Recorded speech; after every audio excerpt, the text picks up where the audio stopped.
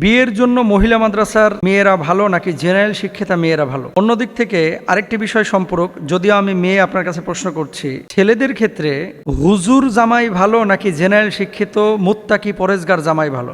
এটা ইম্পর্টেন্ট একটা বিষয়। অনেকে মনে করে যে মহিলা মাদ্রাসায় যারা পড়ে এরা তো জান্নাত থেকে সবাই ডাইরেক্ট দুনিয়ায় চলে এসেছে, পৃথিবীতে এদের চাইতে ভালো মানুষ নাই, এরকম আপনারা অনেকেই মনে করেন। আবার জেনারেল শিক্ষিতা একজন নারী, এদেরকে আমরা মনে করি ও তো মুখ দেখাচ্ছে, অর্থ পর্দা পরিষদের কোনো খবর নাই, ও তো শুধু নামাজ পড়ে, অন্য কাজ করে না। দেখেন, দিন মানা এটা হচ্ছে আপেক্ষিক বিষয়। নবীজি সাল্লাল্লাহু আলাইহি ওয়াসাল্লামকে জিজ্ঞেস করা হয়েছিল, মা মানাত তাকওয়া, আল্লাহ ভীরুতা এটা কি, তাকওয়াটা কি? আল্লাহ হাবিব সাল্লাল্লাহু আলাইহি ওয়াসাল্লাম মুখে জবাব দেন নাই, জবাব দিয়েছেন আঙ্গুল তুলে, ইশারা করেছেন হৃদয়ের দিকে। আর তাকওয়া হা হোনা, তাকওয়ার জায়গা হচ্ছে হৃদয়। এখন আপনি মহিলা মাদ্রাসার মেয়ে বিয়ে করবেন নাকি জেনারেল শিক্ষিতা মেয়ে বিয়ে করবেন? নবীজি বলেছেন তুনকাহুল মারআতু লিআরবাইন, লিমা লিহা, মেয়ের সম্পদ আছে কিনা এই জন্য তাকে বিয়ে করা হয়, অলি জামালিহা, মেয়ের সৌন্দর্য আছে কিনা, অলি হাসাবিহা, মেয়ের বংশমর্যাদা কেমন, অলি দিন ইহা, মেয়ের দিনদারিতা কেমন। এখন মহিলা মাদ্রাসায় একটা মেয়ে পড়ছে, তার ভিতরে যদি এই চারটা বিষয় থাকে, চোখ বন্ধ করে তাকে বিয়ে করেন।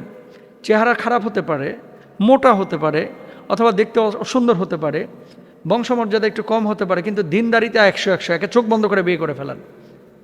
এখন আপনি বলেন, অনেক মেয়েরা আছে না মহিলা মাদ্রাসায় যারা রান্নাবান্না পারে না, যারা দিন ঠিকমতো মানে না, যারা ঠিকমতো নামাজ পড়ে না,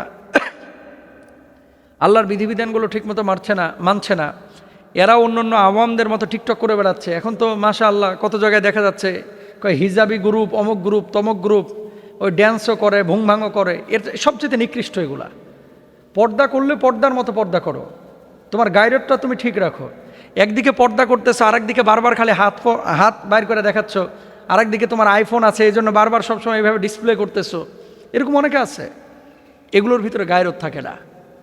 আপনি টিকটক করতেছেন মহিলা মাদ্রাসার মেয়ে, এটার ভিতরে কোনো গায়রত নাই। তো এই মহিলা মাদ্রাসার মেয়ের চাইতে অনেক ভালো জেনারেল শিক্ষিতা, তাহাজ্জুদ গুজার, 5 ওয়াক্ত নামাজি, দিনদার, মুত্তাকিয়া, পরেজগার, জায়েদা, আবেদা, সালেহা অনেকেই আছে। আমি যে কথাটা বলতে চাচ্ছি, সব মহিলা মাদ্রাসার মেয়েরা যেমন ভালো না, সব জেনারেল শিক্ষিত মেয়েরা ভালো না, সব হুজুররাও কিন্তু ভালো না। দিন এটা হচ্ছে হৃদয়ের বিষয়, এটা আপনাকে খুঁজে নিতে হবে, এটা আপনাকে বুঝে নিতে হবে। এখন খুঁজবেন কিভাবে, বুঝবেন কিভাবে? বাজার থেকে যখন মাছ কিনেন, পচা ইলিশ মাছ কিনেননি 1600 টাকা দিয়া? যখন গোশত কিনছেন, পচা গোশত কিনেন? মুরগি কেনার সময় মরা মুরগি কিনেন না। প্রোডাক্ট যখন আপনি কিনছেন 400, 500, 600, 800 টাকা দিয়ে, তখন কিন্তু আপনি বিচার বিশ্লেষণ করেন যে প্রোডাক্টটা ভালো কিনা। আর আপনি আপনার লাইফ পার্টনার বানাবেন একজনকে, এটা আপনি মোটেও দেখভাল করলেন না, আপনি চিন্তা করলেন না যে এর ভিতরে দিন আছে কিনা, এর ভিতরে রেসপন্সিবিলিটি, দায়িত্ববোধ, রেসপেক্ট, এই বিষয়গুলো তার ভিতরে আছে কিনা। আপনি চেহারা দেখে পাগল হয়ে গেলেন, আহা, হ্যাঁ, কপাল বাড়াইতে হবে। এই জন্য আমি বলবো, যদি বলেন এক কথায় যে বিয়ের জন্য ভালো কোনটা, যে মহিলা মাদ্রাসার মেয়ের দিন আছে, যে হুজুরের দিন আছে, তাকে বিয়ে করেন। হাজার হাজার হুজুরের চাইতে, হাজার হাজার মহিলা মাদ্রাসার মেয়ের চাইতে অনেক শত জেনারেল শিক্ষিত মানুষ আছে যারা অনেক বেশি দিনদার। এই জন্য দিন কার ভিতরে আছে তাকে দেখে আপনি বিয়ে শাদী কাকে করবেন এটা আপনি খেয়াল করবেন ইনশাআল্লাহ। যার ভিতরে দিন আছে তাকে আপনি বিয়ে করেন। আর সব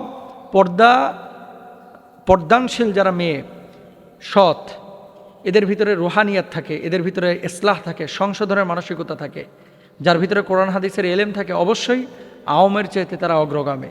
যার ভিতরে কোরআন হাদিসের এলেম নাই, আল্লাহ তাআলা আমাদের সবাইকে বোঝার তৌফিক দান করুন, আমিন।